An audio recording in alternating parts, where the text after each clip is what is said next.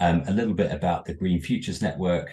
This is a project effectively to make the latest climate and environmental research more accessible, more impactful for different kinds of organizations. So that's what this session is about. And it's working off a research project called Renew, which you can see the logo for on the screen there, which I'll talk a little bit more about at the end, and how you can get more involved in that if you are interested to do so. So a little bit on how the session is going to run. So this is how I've broken down this session. So we've got a little bit at the start about how we experience nature. Then I'll get into the concept of what a personalized ecology is. So I'll talk through this research, what it means in practice, then a little bit on how we might be able to use the idea, so what it could do in practice. Then I've got a bit of an interactive session using Mentimeter to get you to have a go at thinking about your own personalized ecology and how you might think about that. And then we'll start to get into okay, so what do we do with this? Where do we take it? How do we engage others? That might be other organizations or people you might be working with, communities, businesses, etc. And then I've got a little bit of time at the end to talk about what's next. And again, it'd be great to get your thoughts on what might be useful to take this idea forward. So that's the plan. As I say, feel free to jump in at any time with any questions, unmute yourself or use the chat. But I'm going to be using Mentimeter as we go to give everybody an opportunity to share their thoughts. If you've not used that before, I'll explain how that works. So to use Mentimeter, I'm just going to put in the chat. We've got a few questions I want to go through at the start. So I've just put in the chat a link there. You can either click the link and do this on your computer or whatever you're using right now, or if you've got a phone to hand, a smartphone, you can go to menti.com and enter in that link, enter in that number, sorry, that 8-digit number, 37920660, and that will take you to the Mentimeter poll, which I will just launch now. So you should now be seeing the Mentimeter poll. And this first question is really asking you about the kind of language that we use around nature. So this idea of personalized ecology is very much around how do we think about the way we interact with nature. So to start off, just want to get some different thoughts about, so firstly, thinking about positive interactions with the natural world. So when you have these, think about what kind of language are you using when you describe those positive interactions. So this is totally anonymous, so don't feel like you need to, there's no right answer to any of this. You can put multiple words down, you can just put one down, but we'll just get a sense of some of the ideas that are coming through. If you can't use the Mentimeter for whatever reason, feel free to put something in the chat and we can keep an eye on that. But just starting to see some of the words that are coming through when we think about positive interactions. So we've got relaxing, which is the most common one in the middle there, connected, swimming, walking, so some active ideas, but some more kind of abstract concepts as well, like inspiring, resonant, perspective, rejuvenating, awe-inspiring. So some really nice ideas that these are things that we'll come back to a little bit later on as well, but lots of quite strong ideas here around calm, grounding, awesome, awe-inspiring, wonderful. So that's really interesting to think about. So I'll just give it another couple of seconds in case there are any other different ones that want to come through. Connected is a really strong one there. Some specific around bees as well. So maybe you think of a specific type of or part of the natural world as we go. So great. I'm going to move this on to another question, which you might be able to predict. So this is thinking about potential negative interactions with the natural world. So it might be slightly harder to think about this one because it's hopefully we have more positive interactions than we do have negative. But think about times when you might have had a negative interaction with the natural world, or you're talking to somebody else about their own negative interactions. What kind of language might come up? Okay, so some really interesting ones to start off. Danger, fear, being uncertain. So what else might be coming up when we think about negative interactions? Unsettling. Okay, so these are quite impactful feelings that might be affecting us when we're having those ideas. It's very much about the impact it might have on us. Bored is a really interesting one. And again, one we'll come back to later on in terms of how we're engaging other people around nature. Monarch, I see you've not got the link. Let me just share that again for you and anyone else who's just come in late. There you go. And you should see some instructions at the top of the screen as well. So do feel free to jump in when you get the chance. Great. So a few more coming up. Specific things, horsefly bites. Yes, definitely empathize with that. Painful. So there's very physical ideas as well as more emotional ones around grief and anxiety. And then some more kind of conceptual ideas around destruction, climate change, things being threatened, deforestation. So we're talking here about both the impacts on ourselves, but also the impacts on nature, which is a really interesting distinction that, again, we can draw out a little bit later on when we get into the personalized ecologies framework. So I'm going to move us on to one more question. Again, I'll share all of these afterwards, so if you can come back to them if you want. But one more question before we move on is, so what affects how you experience your interactions with nature? And this is more of an open question.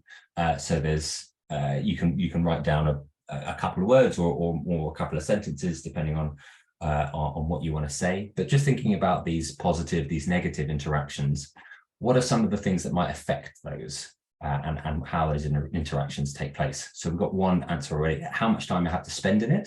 So that's a really interesting frame, a sort of parameter, a boundary around our interactions with nature. Policy is a really interesting one. So someone else, another body, sort of dictating how we might be interacting that. Other humans links to that idea as well. Then we've got lots of things around external factors. The news might be telling us certain methods, and proximity to urban environments might be coming in. Who I'm with, the knowledge I might have, the mood I'm in, other humans coming up again. So this idea is very contextual. Weather, stress, what's going on in in that natural environment. Weather coming up a lot. What I can see. This is a very kind of sensory experience, the season I'm in. So yeah, absolutely, it might be a kind of a temporal thing that you experience at different times of the year. What else might be affecting those interactions? Just a couple more answers as they come in. But this is a really helpful way to start and kind of get into this idea of how these interactions might be being experienced. So it's a really good spread so far. I might move us on there, but we can come back to this idea. I'm just going to jump back to my slides. So just as a reminder, so we just got into this first part around how we're experiencing nature. And what I want to do now is move on to this idea. Okay, so what is a personalized ecology? So what does that mean? So this comes from a bit of research, predominantly from a professor called Kevin Gaston, based at the University of Exeter, but working with other academics in different areas, different universities. And there's some language here that just gives an interesting introduction to what this means. So firstly, there's a traditional approach from ecologists, from a scientific perspective, to focus on how we understand the ecological or natural world in a very unbiased way. So unbiased about how human beings might interact with it. So that's the kind of the standpoint, the standard or the traditional point from which ecologists might thinking about the natural world. So it's trying to take an unbiased view. But actually what researchers are more and more coming to understand is actually those biases are really, really important, because those biases that humans have when they interact with nature have a huge impact on whether or not they find those interactions positive or negative, or whether in between on that spectrum of experience. So it's a really important part of understanding how we experience the natural world. So the premise of this research is thinking about, okay, so we need people to better understand this and better work out what these biases might mean and how they might manifest, which is where the idea of a personalized ecology comes in, if we are to better understand how people relate to the natural world. So it's, as it says here, to better understand and balance the benefits that people gain from the natural world whilst limiting negative impacts upon it. So it's all around how do we better protect, prevent loss and damage, and look at restoring and renewing the natural world and understanding our place in it. So that's the premise of this bit of research. As I said, if anyone's got any questions at any point, do please jump in, but I'll get to what this actually means in practice now. So I did, just before we started, I did a quick look on Wikipedia and thought, okay, so what are the pictures that come up when I search nature in Wikipedia? So these are the top 3 images that come up from Wikipedia, this idea of nature. I think this isn't terribly surprising. These are quite, you might not have seen these exact images before, but they're quite generic ideas of what nature means. We've got, you know, a really beautiful waterfall. We've got a lovely lake with some mountains and greenery, and then we've got a winter wonderland kind of scene with trees and land covered in snow. And this is obviously one way of thinking about nature, but one of the challenges we have when we think about nature is it's often in a very sort of abstract, one-size-fits-all. So coming back to some of the words that came out in the Mentimeter around awe-inspiring or beautiful, which absolutely are a part of the natural world, but is one very specific way to interact with nature. Not all of our interactions with nature are going to look like this. But sometimes we fall into that trap of kind of painting nature with a bit of a broad brush. So what is a personalized ecology? So the idea here is our personalized ecology is the direct interaction that each of us has with nature or with the natural world. So it might be particularly a sensory interaction. And again, thinking about some of the sensory words that came out of the negative and positive word clouds. That make up how we personally interact with nature. And it's made up by a lot of different parts of that framework, which I'll get onto in just a second. But it's useful to think about the fact that we all have a personalized ecology. They are unique, so everyone's is different. We all experience and interact with the natural world in a slightly different way, or maybe a very different way, depending on who we're comparing ourselves to. They might change over time, these ecologies. So they might change in the short term, they might change in the long term as we change as human beings and our contexts change. And they'll be different in different parts of our lives, again, thinking short term and long term. So we might have a different personalized ecology during the weekend than we do in the weekday when we're in a sort of a work mode, for instance. Or we might have quite a different one when we're on holiday, for example. We might be looking out for different things or in a slightly different headspace. So it's useful to be thinking about this as quite a fluid idea, but a helpful framework to be thinking about. So with that in mind, I'll get into the kind of the way we can break down the idea of personalized ecology. And again, I'll send you all of these slides through, but it might be useful as I'm going to think about how each of these different components resonate with you. And then after I've gone through it, we'll do another Mentimeter where I'll invite you to kind of think about a particular experience and how these different components might relate to that. So this is something that could be useful for you, but also you can take and work with other people on as well. So the first part of personalized ecology is the immediacy of the experience.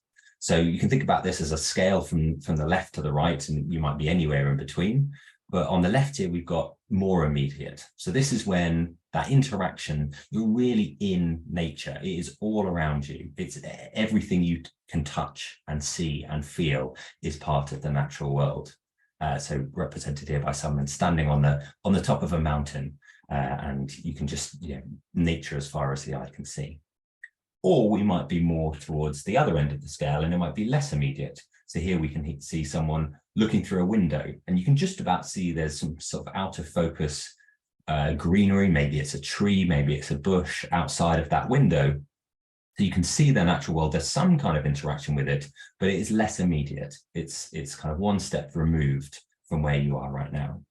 So again, every single interaction we have with nature will be somewhere on this line. Maybe it's really immediate, maybe it's less immediate. So the next part of it is about consciousness. So this is how conscious are we when we are experiencing this part of the natural world. So again, on the left-hand side, we've got kind of the most towards that idea of the more conscious. And here we've got someone looking through some binoculars. So really purposefully looking at and interacting with nature. So trying to see something, maybe they're trying to see a particular bird or an animal, or maybe they're just looking through the bridge down at a river, or some particular plants. But there's a really conscious choice here to be aware of their surroundings and what's going on in that. So sometimes the way we interact with nature is like that. Sometimes it's more on the way on the right-hand side and less conscious. And obviously I'm making some judgments about this cyclist here that may be completely inaccurate.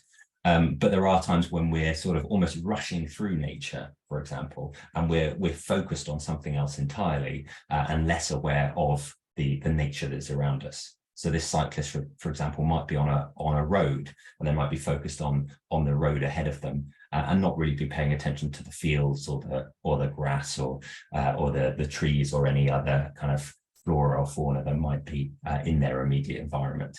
So again, this is very context dependent. Why have we chosen to interact with nature? How conscious or unconscious are we about that experience? Again, on a complete spectrum. Next up, we have intentionality. So fairly intuitive. How intentional is our interaction with nature? So again, on the left-hand side, we've got someone going on safari. There's a clear choice of, I want to go and see some nature. I want to be in that environment. And here they are looking out of a van at some elephants. Whereas on the other hand, on the far right here, we have a less intentional interaction, which here is an example of sometimes nature kind of coming in to a more human space where we don't necessarily want it there, we don't expect it there. It's not up to us whether or not that nature has appeared. And obviously this example is I think most people would look at this and think, I definitely don't want that insect or that kind of creepy crawly on my desk. Some people might, and for some people this might be an intentional interaction with nature. Maybe they left the window open, maybe they want to see what comes in. But for many people, this will be a more unintentional interaction. Again, a useful distinction to think about of what's going on in mine or someone else's interaction with nature. How intentional is that being? Next up, we have the degree of human mediation. So how much has this interaction been mediated by other human beings, myself or someone else?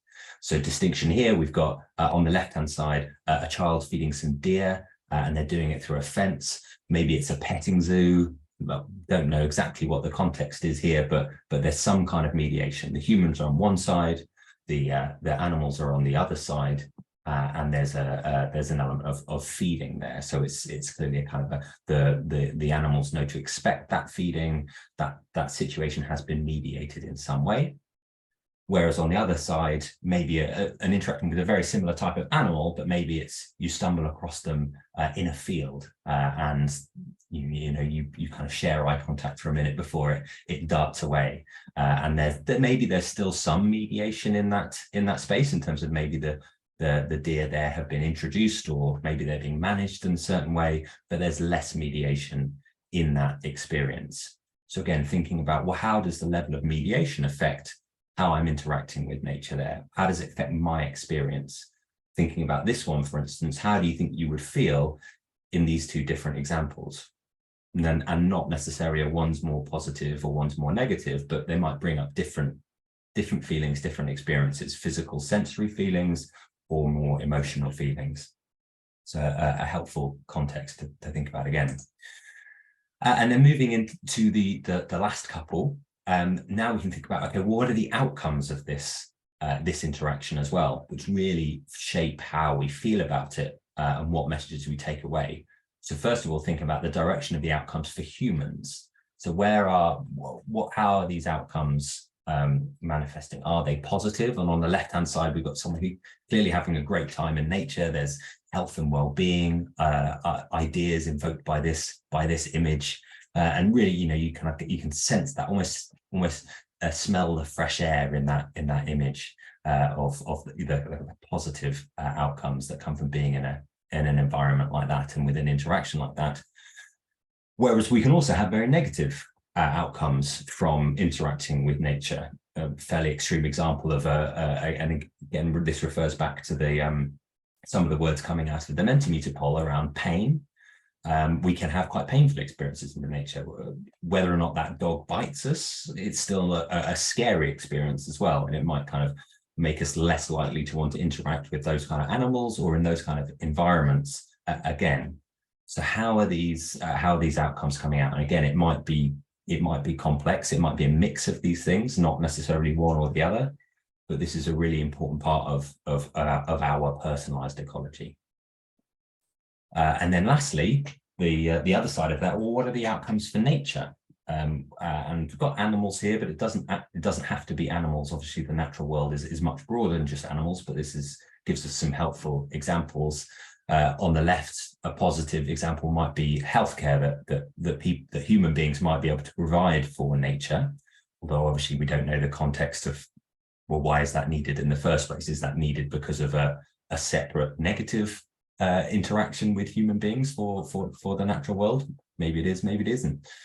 And then on the right hand side, the kind of negatives, quite a classic image of a marine life being caught up in plastic pollution, which is obviously a very well understood negative outcome of humans interacting with the natural world. So again, thinking about how these will obviously have impacts on the natural world within those interactions, but how will they impact you as well? How does whether or not you think the natural world or nature or a very specific part, a very specific animal, for example, or a specific tree, how does the way you think that has been impacted or they have been impacted by you or by human beings interact with and affect your experience of that interaction? How do they affect your personalized ecology? So those are the ideas, and I can answer any questions about them if anyone's got any. But I can we'll go over them again in a little bit with the Mentimeter poll. But a key thing here is to think about is this is obviously very, very complex, and how we interact with the natural world is way more complex than that list of characteristics or frames. It's way more complex than that. But what it starts to do is help us understand some of the complexity within it.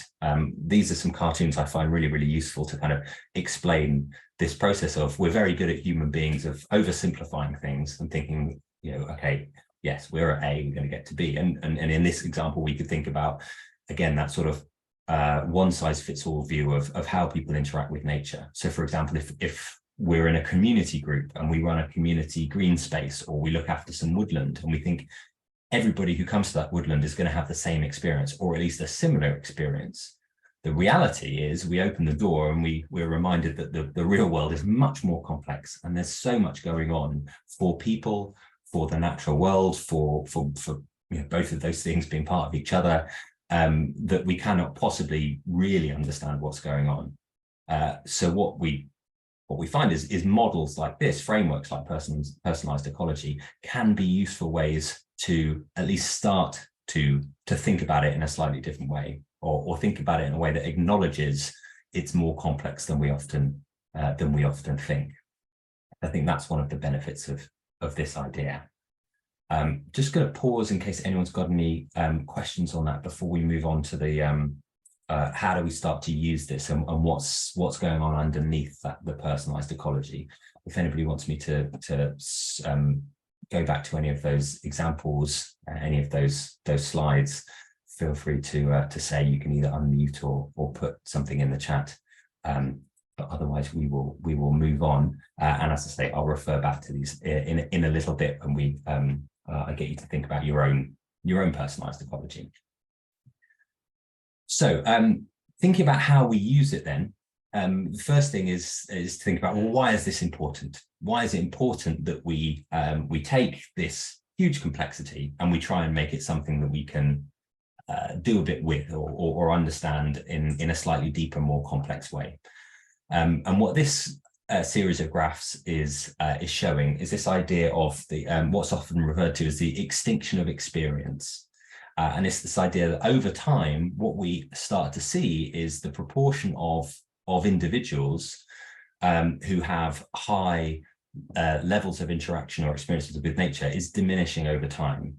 So you can see on this, on each of these graphs is a different category of people, but you can see in all of them the before. So this is before this study was done, and kind of previously in history. The pink or sort of orangey, peachy color, we've got more people towards the middle and the high. So they're having a high, medium or high level of interaction with nature. But what we're seeing that's happening over time with the after, so the sort of bluey turquoise color, is that's really shifting towards the left. So to none and low being the highest levels of nature interaction. So what these graphs are telling us is that we are really seeing in a lot of different types of people a real extinction of experience. So our connection to the natural world is diminishing. So I don't think that's going to be terribly surprising to anyone. It's fairly commonly reported and understood, but these graphs really help put some of that into a bit of context. And so it's really important that we better understand, well, how do we increase these interactions? How do we increase these experiences? Because it's quite clear that these are then connected to the way we think about nature and the way we prioritize it, the way we look after it, the way we try not to cause it any harm, and ourselves as a part of that as well. So this is the sort of fundamental starting point that we're at. So then thinking about how do we use this ideas of personalized ecology, we can kind of break it down and think, okay, well, where does this come from? So what I'm going to do now is just talk to this idea of, okay, well, how is our personalized ecology shaped? So we just looked at kind of the sort of the external factors of what's going on and what are we getting at, and now we're going to look at, well, what is really framing how that experience happens. So the first part of this is our drivers. So this can be broken down into the opportunities we have to interact with nature and the capacity we have to interact with nature. So just as a couple of examples, our opportunity might be, well as an extinction of experience, we're also seeing a quite literal extinction of species. In the UK, for example, there are statistics that suggest that there are only 2.5 pairs of mating birds for each person in the UK, which is an incredibly small amount, and that is diminishing over time. That's across all bird species in the UK. So when you go out and you see birds, you can notice that, well, if you're seeing a lot, probably other people are seeing the same ones, and many other people are not seeing any at all. So our opportunity to experience nature is diminishing. So one of the drivers is, well, how much opportunity do we have? And again, that might come into some of the responses in the first Mentimeter of its effects. Where am I? Where do I live? Do I live near somewhere that I would consider to have natural space, or do I not? But those opportunities can come in different forms. And then thinking about capacity, in the same sort of type of example of thinking about birds, bird song is obviously a really common way that a lot of people interact with nature, maybe hearing it in the morning or in the evening, different types of birds. But actually what we experience is that over time, our capacity to hear bird song might diminish over time as well. So this is just one example of what capacity can mean. But again, it's not a static thing. Some people might have more opportunity to experience or interact with the natural world than others. And that might be based on their own kind of physical capacity, or there might be many other things that are part of that as well, in terms of, what do we have access to? How much does that interaction cost? What might that capacity be like? So again, just a very specific bird examples for each of these, but we could expand them to lots of different ideas. So thinking about both yourself and other people you might be trying to reach or work with or engage, what are their opportunities and what are their capacities? And these are things that very much inform our personalized ecology. Next up are motivations. So motivations, fairly obvious. What is it that makes us want to engage in nature? Again, lots of different ways you can interpret this. I've taken the fairly attention-grabbing headline from The Guardian a while ago that suggests that 3/4 of UK children spend less time outdoors than prison inmates, according to a survey.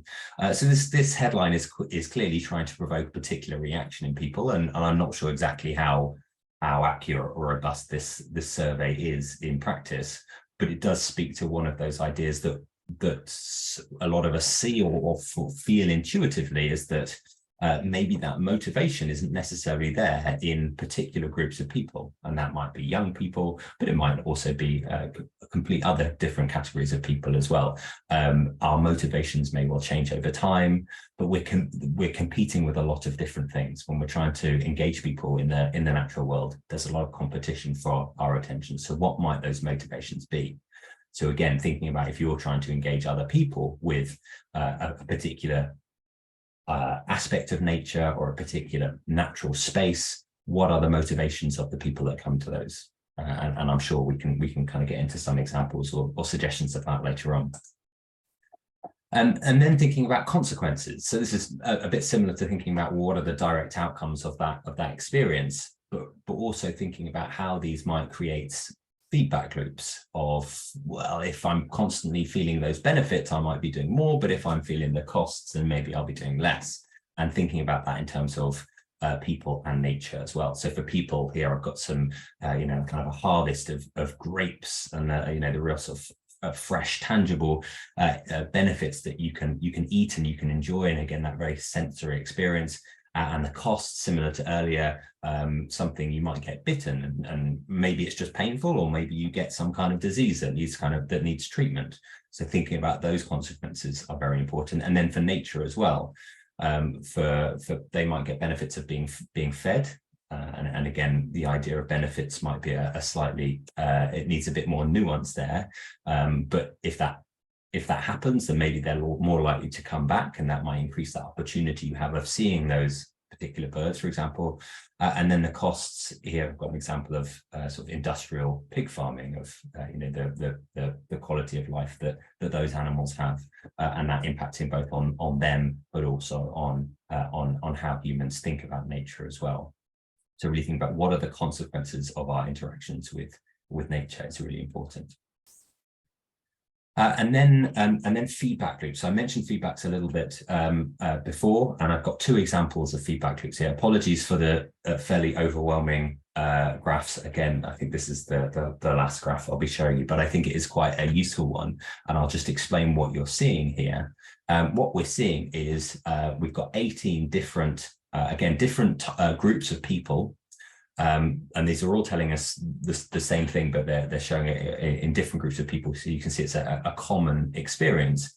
What we're seeing is on the bottom from 1 to 6, the frequency of recent nature experiences. So the more frequent we have experienced nature, and then up the side is the likelihood that we might have pro-biodiversity behaviors, so pro-nature behaviors. And what you're seeing is that in every single one of these, as the frequency of experiences of nature goes up, so does the pro-biodiversity behavior. Again, not terribly surprising, but useful to see it.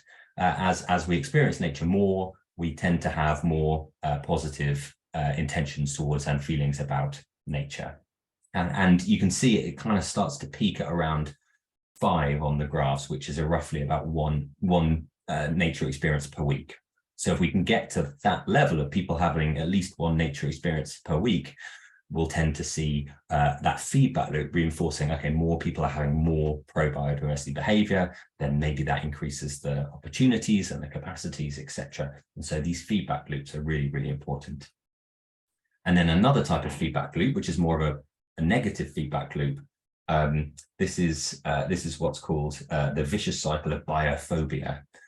So this idea that at the top, what we've got is someone who's very disconnected from the natural world. And here we've got a beetle and a spider. Maybe they don't understand them. They don't know what they are. They don't know, are they safe? Are they dangerous? And what we have here is then we have these feedback loops. So if they don't really understand that, where are they getting their experience from? So maybe they're getting it from the direct experience of, oh, it's a bit scary, I don't really like it, or I think it's going to bite me. Maybe they get it from communication with other people, and they see other people being scared of that particular wasp or spider or whatever it might be. and they might get it from mass media, which often tries to sensationalize and make things feel more scary than they actually are. And someone put news in the Mentimeter poll as one of the things that might affect how we interact with nature.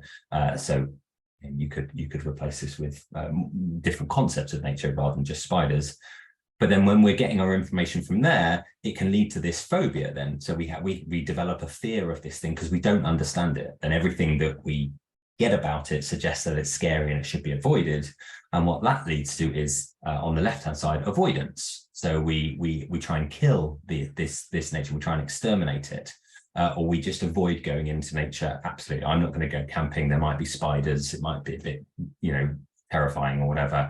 So we avoid that nature. But all that does is then just reinforce this feedback loop that we're more disconnected. And so just as the more we have interactions with nature, we have a positive spiral up. The more we avoid it and feel disconnected to it, the more we're going to have a negative feedback loop downwards, away from being able to understand ideas. Really interesting question in the chat from Margaret. How do you explain people, mostly men, fair enough, spending time in the woods and shooting birds? So again, you could think about that as a feedback loop in terms of, well, how are those people understanding the natural world? They're seeing birds in this example as trophies, for example, and that's how they understand them. They're completely removed from the idea of those birds being part of an ecosystem, or understanding or valuing the beauty or the intricacy of those animals as a species and part of that wider biodiversity. And in doing the shooting, the information, the feedback loops they're getting from that, maybe they're getting endorphins, they're getting pleasure, joy, they're getting positive feedback from their friends and people they're going shooting with. It just reinforces that feedback loop. So it's really, I think that's a really good example, and obviously there are other things going on in that context as well.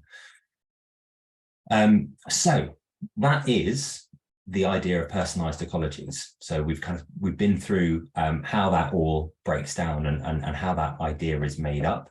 Again, I'll share this image, and I'll share a copy of the research paper as well if you want to go into it in a bit more detail. But again, it's really important to think about the impact of our personalized ecologies. What does that lead to? It leads to the way we feel about biodiversity and nature loss, the way we maybe take actions to protect that, or maybe the way we work for biodiversity renewal. So these are really important patterns that are going on in how we experience nature and how other people experience nature that are really useful to think about. So we're pretty much bang on time. Just been through those. And what I want to do now is go to another Mentimeter. So it's the same poll. I'll put the link in again. And what we're going to do is got a bit of time now, and I thought it'd be useful to work through this in a practical context. So thinking about personalized ecology for yourselves.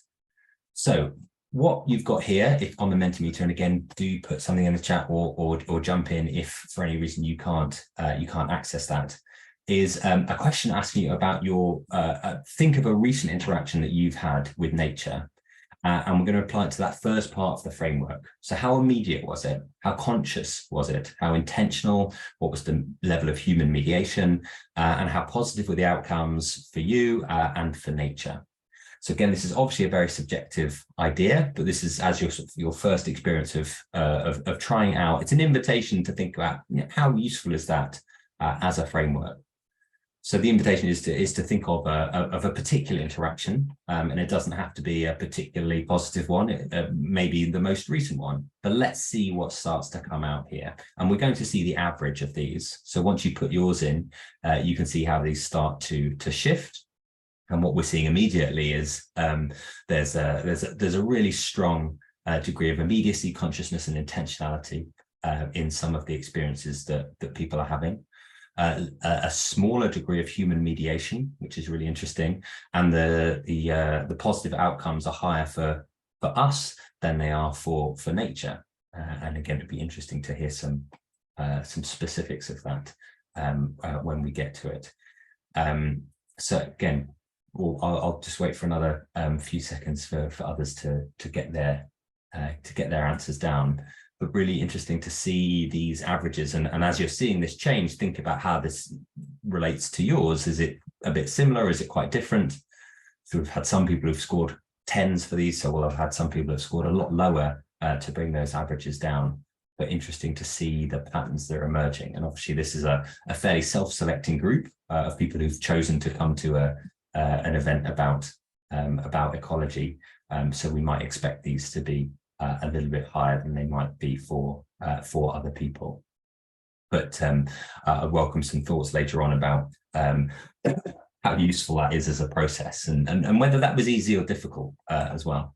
But I will move us on to the next question, which, as I've sort of led up to there, now the invitation is to think about someone else. So this might be a specific other person, it might be a specific person you know and you work with and you try and engage, or it might be another person you've never met, but you think you can maybe take a guess to their interaction with nature, and think about how might they interact with it. So it's an invitation to kind of step out of your own perspective and think about how that might apply to somebody else. And maybe it's quite similar, but maybe it's very different as well. And the invitation is, as you do this, is to think about that process, and are some of these easier to guess or predict for other people, and are some of them harder? You might be able to think about, where is that person based? How much access do you have? Margaret, you might be thinking about those people who are going shooting birds in the wood, for example, and we might see a very low score for the positive outcomes for nature, for example. So it doesn't have to be, we're not looking for any particular answers here, and we're only going to see the average, which is not going to tell us a huge amount about that. But again, it's the process of going through that framework and how useful that might be for us to think about these ideas. And we'll have a little bit of time for discussion later on about what we might be able to do with this idea when we can think about it in a bit more detail. Great. For those of you who just joined, I'm just going to put the link to the Mentimeter in the chat as well. So feel free to jump in, or although you feel free to just watch, as you might not have that context of the personalized ecology just yet. So going to a few open questions now around, so thinking about the opportunity. So thinking about the drivers, what affects your opportunity to interact with nature? So we saw the example of the bird in the bird box, and one idea is around opportunity is, well, how many birds are there out there? If there are fewer birds generally, or in my area, I will have less opportunities to see them. But what else might affect? What other types of opportunity might affect the way you interact with nature? And again, no right or wrong answers to this, and it's all completely anonymous. But just think about what might be those things that affect that.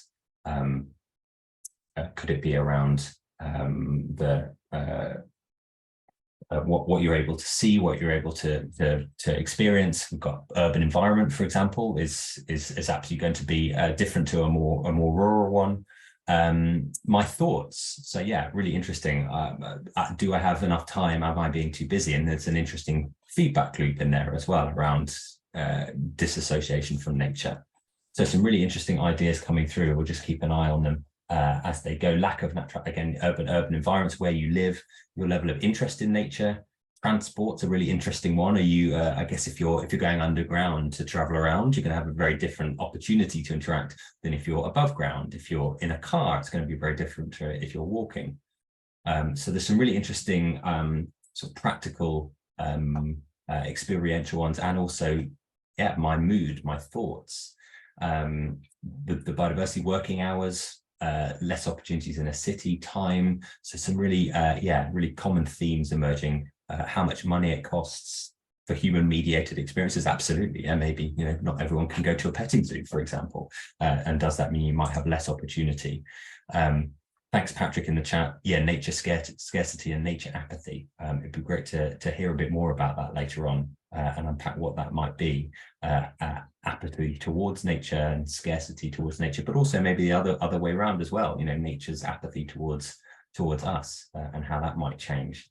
Energy, really interesting one again, and could be another feedback loop of if we're not getting energy from interacting with nature.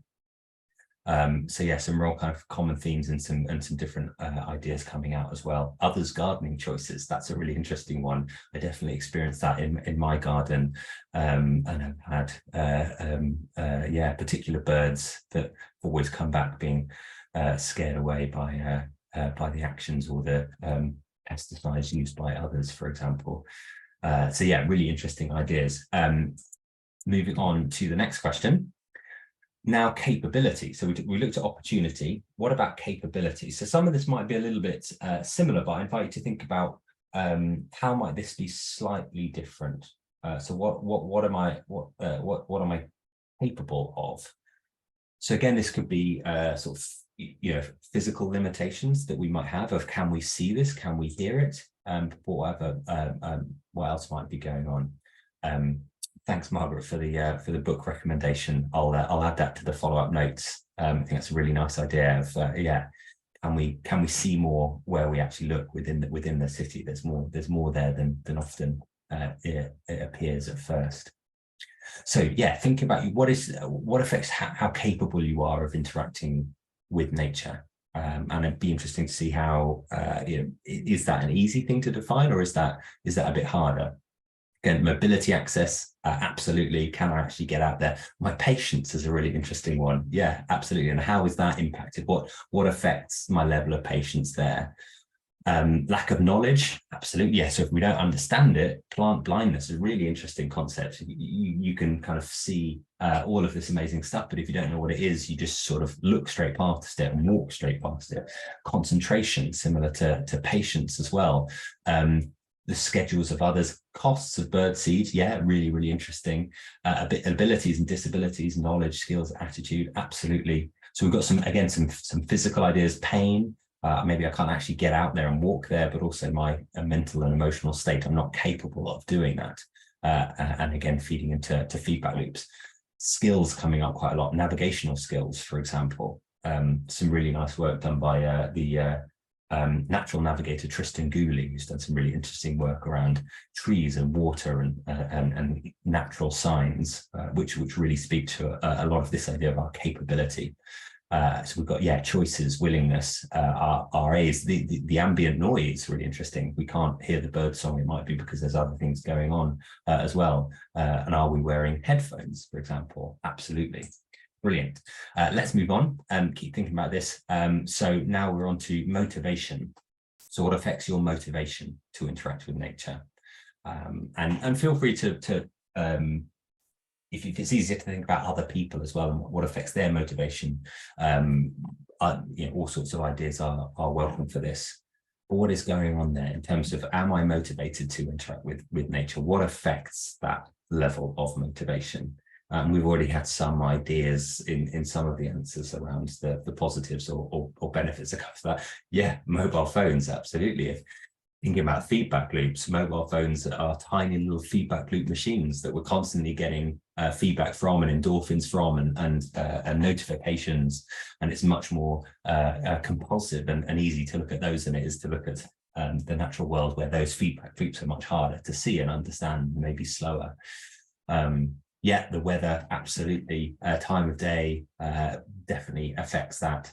Am I connected to that? Am I able to support and positively impact nature? Unconditional love, really interesting one. It'd be lovely to unpack that and that idea of finding peace.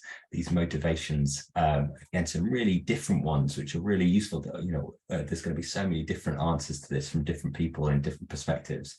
And again, with all of these, thinking about, well, what might that be for other people as well? What might their motivations to be? We've got ideas of knowledge, permission, maximizing impact professionally, and that might be personally as well. My state of mind, tiredness. Is it raining outside? If I got someone to go with, I want to de-stress. my opinion, yeah, crises, media, everything else is going on, convincing children, social group expectations. So yeah, motivation is very much impacted by others, and how my day has gone, absolutely, which is a really good way of articulating that idea that personalized ecologies might be different from one day to the next, but really useful to be thinking about what's going on there for me right now. Brilliant, some really nice ideas there. So a couple of more. How do you consider the consequences of your interactions with nature on you? So how do you notice how nature is impacting you? So again, this can be positive or negative, but what is it that helps you understand those consequences? When you're thinking, has this experience with the natural world had an impact on me? What is helping you understand that? What are you noticing that's giving you, again, that feedback that there has been a consequence, that there has been an impact? What are the things that you notice? And maybe what are the things that you notice at a sort of a surface, more immediate level? And what are the things you notice when you stop and think about it a little bit more, that aren't maybe as immediately obvious? So there's some really nice examples coming through already about calmness, de-stressing, mental health, feeling more connected, closing my eyes and listening. So yeah, really taking that time to kind of ground and focus on a particular sense, noticing how it affects sleep and happiness and feeling connected, contentment, anticipations. Yeah, really nice idea of you notice yourself wanting to do it again. Productivity is a really interesting one. Yeah, absolutely. If we can talk about how it impacts that, that's a really helpful consequence. Mood and well-being, and of course some of these can be negative as well. You know, it might be I notice an insect bite on my arm, for example. You know, that might be how I would consider some negative consequences. Or I've got some poison ivy or some stinging nettles or something like that, and I have a physical sensation. So useful to think about the negative ones as well. Maybe I get a bit muddy, my shoes get muddy, or my new trousers get muddy or something like that, and I notice those experiences. But it's really helpful to think about the positive ones as well. They're much nicer to consider, but useful to consider the you know, quote unquote negative ones as well. And there's a lot of perspective. Maybe some of these positive ones might feel negative if you're in a particular headspace or coming from a particular perspective. And then fairly predictably, this next question is same one, but thinking about the consequences for nature. So when you think about the interaction you've had with the natural world, how do you consider those impacts, those consequences for nature? And again, this can be broad. You can think about nature in a really broad term, or if you want to think about that specific animal or that specific tree, we're talking about nature at all levels here. So what is it that tells you about that consequence? How do you come away with a sense of what has the impact of this interaction been on the natural world, however you might want to define that? So again, this might be a slightly harder question to answer because we're not experiencing that directly ourselves. Maybe we have less of a sort of a sensory connection to that, but this is absolutely part of our personalized ecology. So that's, yeah, so first one, we can interpret it through our own increased empathy and understanding if we're noticing the impact we're having on the natural world. Death absolutely is really tangible, thinking about roadkill, animals killed on the roads, or in other ways we might see that. Seeing fewer bees and birds, absolutely, we might notice that that there are some consequences there, and then how do we tie them back to our own interactions, other things that we've done that have made that more or less likely. It's just not accidentally stepping on a snail if it's been raining, feels that connection and the respect that you have for it. So that real moment of noticing the impact that you've had and thinking about, how does this make me feel? Dog poo wrapped in plastic, yes, absolutely resonate with that. It's something we see everywhere, and again, yeah, a useful way to think about how are humans interacting with nature more generally, and what are those consequences might be. Sense of humility, better appreciation. So again, some of these are really kind of internalized, and some of them things we see. So erosion on paths, for example. But mostly nature doesn't know that you've been there. That's a really nice idea. At least that's a plan. But there are times when we can really see that it has known that we've been there because we've worn a path away, for example, or something that's happening very slowly over time, you know, really kind of change over time. Yeah, bird feeders, water sources, all of these things that we can see new biodiversity, new species coming to those things, that infrastructure that we've created, and how we impact others. Teaching my daughter to care for nature, really interesting. So this might be a slightly harder one to think about, but again, it's I think really useful when we're thinking about what our personalized ecologies are. We'll all have this to some degree, but it might be really conscious for some and less conscious for others, but it is absolutely there. And if we think we've had a positive impact on something, we're much more likely to have positive associations with it in future. Okay, right, we'll skip away from that, and I'm going to stop sharing for a little bit now. We are still bang on time. This is very exciting. And what I want to do now is get into this idea of okay, so what might we want to do with this? So actually, I'll just share one more slide before we get into a little bit. I've welcomed some thoughts and suggestions, and we can see how that discussion might flow. But the question here is, so I've been through the Personalised Ecologies framework. You've had a chance to sort of play around with some of the ideas, see what resonates, see what maybe doesn't.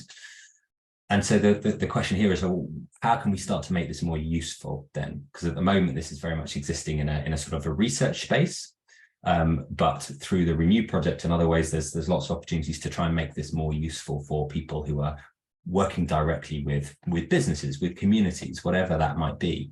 So how might we engage that? So I've just put some initial suggestions here that might get us thinking. So the three I've come up with.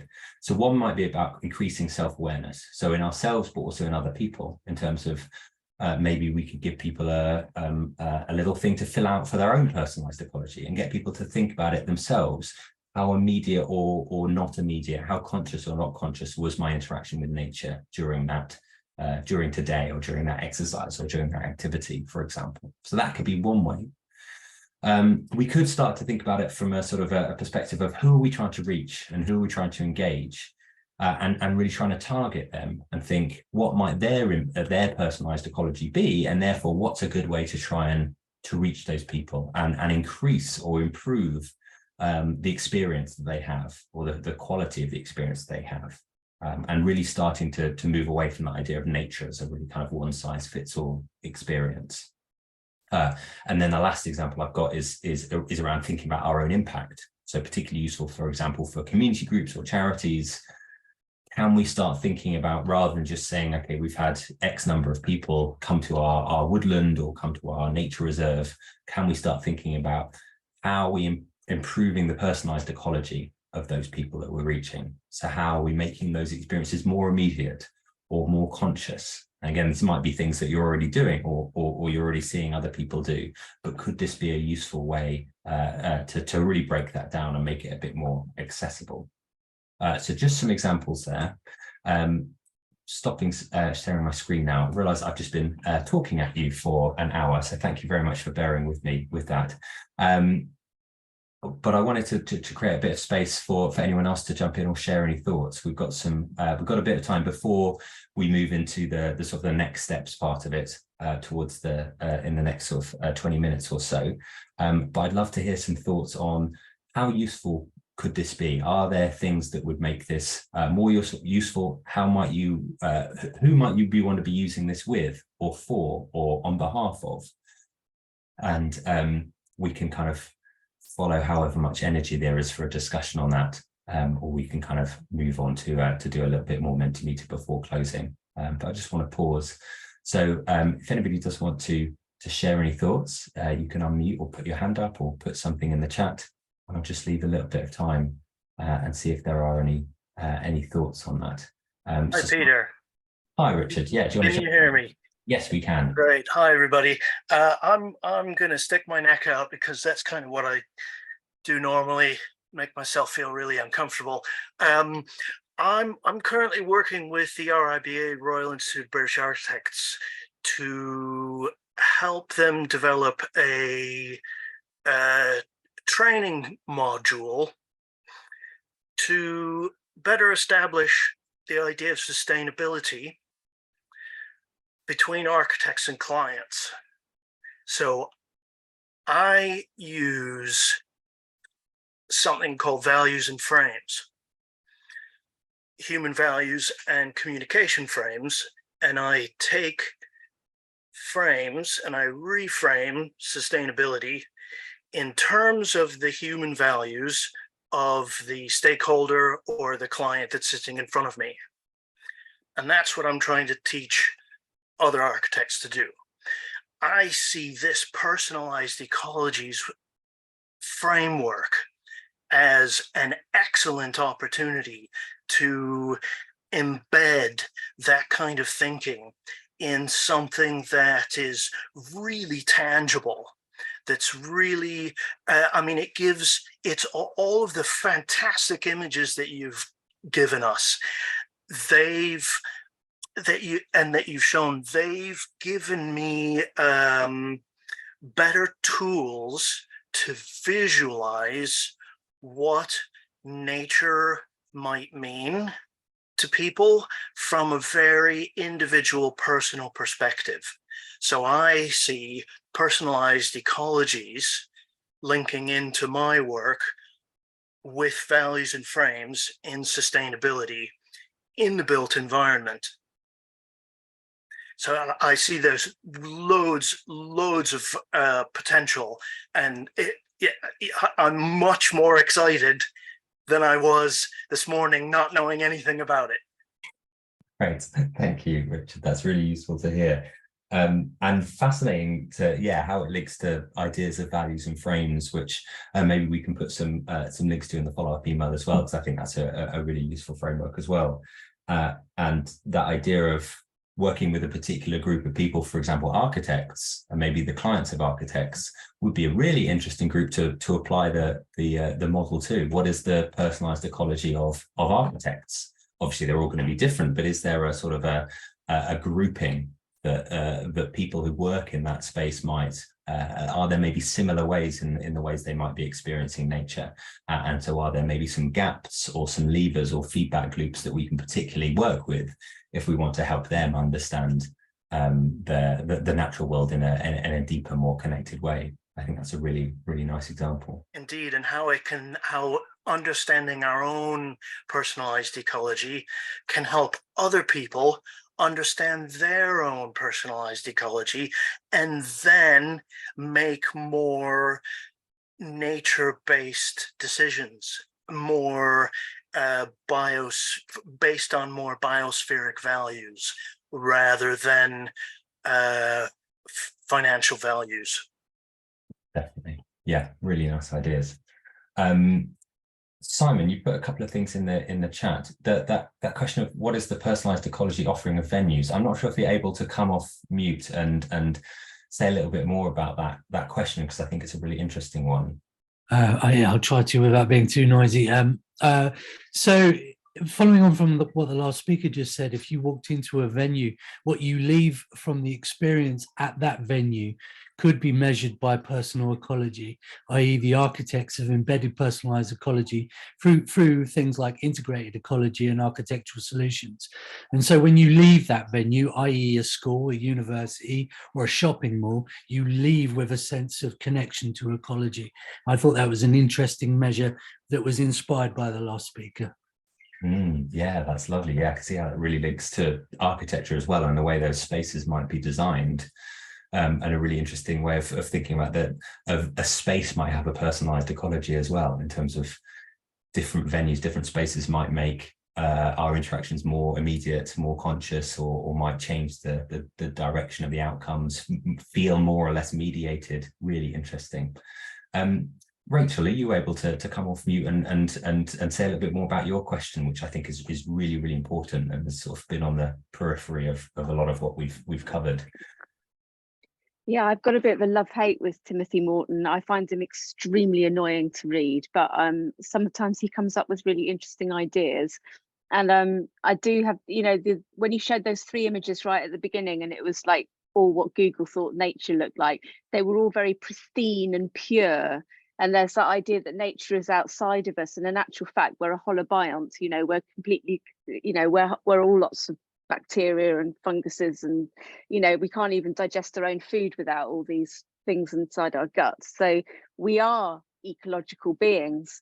And I do sometimes find this idea about like going outside to connect to nature, it just makes it feel very transactional. Like, what are we doing for nature and what is nature doing for us? And I find that it makes me kind of cringe, if I'm honest with you. And now I'm going, oh, bloody hell, I'm agreeing with Timothy Morton, which is really distressing for me. So I'm much more into Jane Bennett's Vibrant Matter and Robin Wall Kimmerer's idea of reciprocity and that kind of thing. And yeah, I'm just really curious to think. I really want to find some way to answer Timothy Morton and stop agreeing with him. Damn it! So yeah. Thanks, Rachel. I'm sorry to have caused you that distress. But I think it's a really important idea, and certainly one that's been in my mind as I've been kind of talking through this. And I think we could get some interesting responses from the researchers themselves who are doing this, you know, because I know this is very much a kind of a key idea. My own personal thought is that absolutely we shouldn't see ourselves as separate from nature, but to go from where a lot of people are to that point is a very difficult journey, and this idea of personalized ecologies could be a kind of a way to reach that, and we don't have to make it a transactional thing, and don't have to make it, you know, a scorecard of, yeah, is it this, is it that, are we doing X, Y, Z? There might be some instances where that could be useful, but there might be some where actually that's maybe a bit more counterproductive, and we want to engage people on a deeper level or help them find that more personal connection. So I think there's something in there around how do we I guess mediate that experience, what's appropriate there, and what might get people closer to that idea that we are all interconnected and we are all reliant on each other, and that whole ecosystem that we are absolutely a part of. Nature isn't just over there, we are absolutely fundamentally part of it, and relying on it for all that we have. So I think that's I'll take that question back and see what the responses might be, because I think they'll probably have some deeper thought and other ideas as they're working in it every day. But really lovely question. Kelly's asked around how is the research that's being conducted measuring the impact of personalized ecology. So first part of that is I'm not totally sure, and I'm not a researcher, I'm not part of that. My role in this is sort of identifying this as a bit of research. It feels like it could be really useful in a different context. So let's see if we can take it out of the academic space, play around with it a bit, and try and inform what goes back. But that is absolutely something that's happening right now. I'll say a little bit more at the very end about the Renew project, biodiversity people network, and a couple of other things that are keeping this research going, and how you can stay in touch with that, to think about how would we potentially measure the impact of it, which is a really interesting question. And is the way a researcher might measure the impact same as the way someone else might measure that impact, and which one is better or more useful, and how do we balance those, which I think is a really nice question. Patrick, do you want to jump in here? All right, thank you very much, Peter. So I am part of Renew, and what we are to respond to the question with regards to how the research we are conducting, how we are measuring, I mean, the impact of biodiversity and whatnot. So my research specifically looking at biodiversity or its impact, we are trying to, so on the side of businesses, we believe that people's individualized interaction with nature has a way of influencing how they take decisions, even in their respective companies. For example, somebody that grew up closer to nature obviously would develop that kind of sympathy when it comes to decision making in their companies. For example, they would like to put biodiversity at the center of their decisions that they make. And then somebody who probably grew up in the absence of biodiversity or nature obviously have grown that kind of distant relationship with nature, for which matter, if they have to make decisions regarding biodiversity, for example, in a bank like HSBC, if I'm a manager and do not really have that close relationship with nature, what it means is that if I have to take decisions, financing decisions, I would not be very particular about biodiversity, and I would go ahead to clear people that would have or benefit from capital from our bank without necessarily trying to give very much consideration to biodiversity and nature. So as part of our research in Renew, and specifically Team 4, we are trying to find out some of these individual level factors of managers and how that influences their decisions with regards to biodiversity issues. So that is one thing that we are doing. Another thing that we are doing is also to look at how observing nature from a window view from work, and how that can influence your productivity. So this is another side of the research that we are working on in Renew. I hope that was helpful.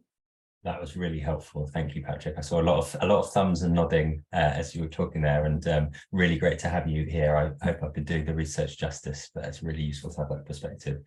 Thank you. Kate, I think if you've got a question around the citizens' assemblies, it'd be great to hear a little bit more about that thinking and conversations about nature with empathy, if you're able to unmute. Sure. Hi. I just think I found that a really useful exercise in unpicking the questions from your own perspective, and also imagining others' perspectives and how others might engage with nature. And I know when you're convening groups of people to begin those discussions, to have a mechanism to put yourself in someone else's shoes, whether that's within a community space or a workspace, and beginning with your own, and then leading on into others, imagining their empathy, imagining and empathizing with their experience. I thought that was particularly useful. Right. Thank you. Yeah, I think that's a really nice idea of, again, different ways that that could be applied in practice, how it might be used, and maybe links to Rachel's question as well around how are we talking about nature and building that empathy, and that idea of imagining is really nice. I think this could be a really useful framework for getting people to think differently, or inviting people to think differently. Okay, there's no more questions or thoughts. Let's move on to the last bit of the session. I'm just going to, at the very end, say a little bit more about how to stay in touch with this idea and where we'll go. But I've got two more Mentimeter questions. Again, I'll just put that there for us to go through. And this first one is, which some people have already managed to answer, is what would help you use the idea and the framework of personalized ecologies? And you should have 100 points to spend in your answer. And I've come up with 4 things that might be useful, and you can spend those 100 points on those. So if it's just one thing you want, give it all the 100. If you want them all the same, give them all 25, and so on and so forth. So again, we'll just leave a little bit of time for people to answer this. And this will be a really useful, way to think about, well, how could this be applied as the research is going on? What are some of the things that might be able to be made accessible? What would make people more likely to use it? So a toolkit could be resources, for example. It could be, how do we take that exercise that we've just been through and make that more applicable, more accessible to other people? Case studies and stories could be about, practical examples of how this might be working in practice, what might be increasing or changing people's personalized ecology. Updates from the research as it goes on, which are going to be available to people in various ways, which I'll touch on in a second. And space for discussion as well is, could be really important. Is it you can get a toolkit and then you go away and use it, but is it also useful to have spaces where you can come together with other people with looking to do similar things and talk about how we might apply that. Simon's put an interesting comment in the chat around toolkits always seem like the best option, absolutely, but continued discussion via a toolkit, for example, could be more useful. So obviously, yeah, these are not an either or thing, and we can absolutely open this up in different ways, but just useful to see immediate responses to what that might look like or feel like. So great, thank you to those who've been able to answer that. One more question. This is the last question of the Mentimeter. So this is just allowing you to, in a bit more detail beyond the fairly limited scope of that last question, what would help you test and use this? So the bits of it that feel that useful and interesting, obviously maybe you go away from this session and maybe you can just run off and go wild, and that's great. And obviously it'd be great if you let us know how you get on with that and any feedback. But if there are specific things, so if, for example, you thought a toolkit might be useful, what kind of a toolkit, what would make up that toolkit, what would make that toolkit useful? Or if it was some of the other things around discussion spaces, case studies, stories, or research updates, or something completely different, be really useful to capture some of those before we finish up. So great. So being able to apply it to a variety of different situations, yeah, really interesting. And so that might be something between a toolkit and a set of case studies or stories, and reminds me of sort of Simon's question, leading on from Richard's idea of the impact of a particular space. It being user friendly, absolutely. And so language might come into that. It'd be really interesting to hear thoughts on whether or not the language feels like it's immediately user friendly, or some of that might need to change. And again, thinking, for different audiences, for example, tangible connection between well-being and personalized ecology, really interesting. So it'd be interesting to see how, what that could mean. Can we say, well, if you are sort of scoring highly on these things, might that have a particular impact somewhere? James, I see you've got to go, no problem. Thank you for letting us know. Information resource beyond the toolkit, absolutely. Support to help include personalized ecology into my existing 10-week program. Yeah, really interesting. So maybe we can pick up on that as well. And I'd welcome anyone to get in touch after the session as well. Be really interesting to work maybe through some specific examples. And if there are a few people that might want to do that collectively, again, we could form a little discussion group or community of practice around that, for example. Maximum contextual applicability or being tweakable. Yeah, really nice idea. And that's a theme that seems to be emerging. Language, yeah, resonant language, absolutely. And something that we can get more feedback on.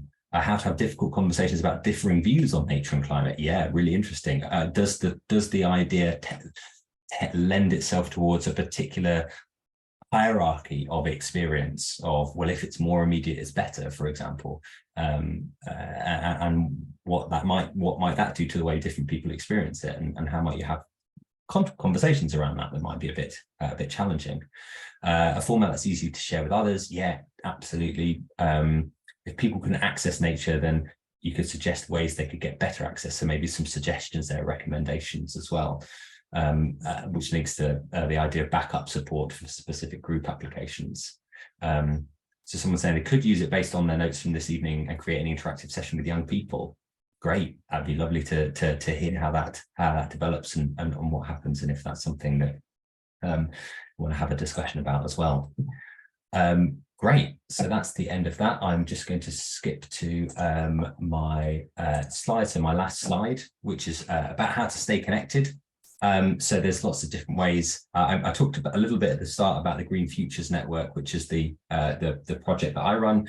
If you've come across this event, hopefully you've come across the Green Futures Network, and you'll have had an opportunity on the sign-up form to sign up to the newsletter, where you'll get information about future events, etc. So if this was useful, then do feel free to follow that and come to future events. And I'm always happy to, if you want to get in touch and got any questions or thoughts, or want to bounce some ideas around. It's all about this idea of how do we make this environmental and climate research more interactive, more accessible, more democratized, and take the really good work that's happening in academic spaces out of those academic spaces and see what happens to them in different ways. And then specifically to this idea, we've talked a lot about Renew, which is the research project looking at renewing biodiversity through a people in nature approach. And you can see the project partners listed there.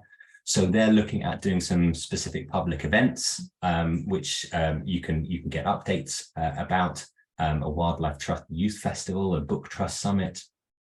They're also developing a decision support project, so how to inform a nature positive approach for organizations. And there's a specific project within Renew called X Cases, which is calls itself a solutions generator. And what they do is they invite people to submit a mission. So if you've got something that you really want to see this thing happen within the context of what they're trying to do, they'll work with people to try and see how that could be explored.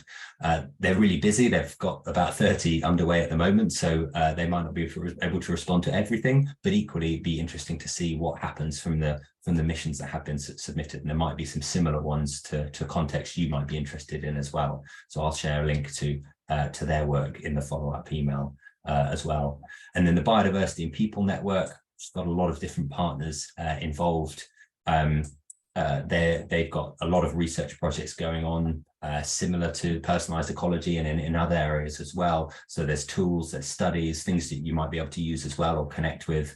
And there's lots more coming soon through that, maybe a podcast coming up and further opportunities to collaborate. So there's lots of things happening. You can access them through Renew. There's a newsletter, the Biodiversity and People Network, and I'll share all of the information about that in the follow-up as well. But also staying in touch with the Green Futures Network, and I'll make sure anything from that related to this idea is made accessible as well. But they're all doing some amazing work, and really the whole project, and we heard from Patrick, are really keen to make sure that this is useful for people. So that's the end of my slides. I'll stop sharing there. Just seen a question from Angela in the chat.